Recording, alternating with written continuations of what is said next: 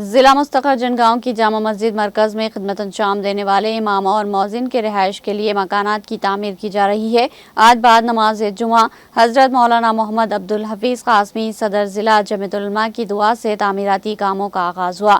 صدر جامع مسجد انتظامی کمیٹی جنگاؤں الحاج محمد مسیح الرحمان ذاکر پٹیل سابقہ معاون رکن بلدیہ نے بتایا کہ مسجد کی خدمات انجام دینے والے امام اور مؤذنین کو رہائشی مکانات نہ ہونے کے نتیجے میں گزشتہ چند سالوں سے شدید دشواری پیش آ رہی تھی۔ خستہ حال بوسیدہ مکانات کو منہدم کرتے ہوئے نئے پکے مکانات تعمیر کیے جا رہے۔ اس موقع پر معتمد کمیٹی محمد خواجہ مجتہد الدین امام و خطیب جامع مسجد مولانا محمد شاکر حسین قاسمی، جناب الحاج محمد جمال شریف ایڈوکیٹ ریاستی نائب صدر، سابقہ کونسلر محمد عبدالصمد، محمد انور، محمد تحسین، محمد نور الدین، محمد عبدالقدیر اور دوسرے قائدین بھی اس موقع پر موجود تھے۔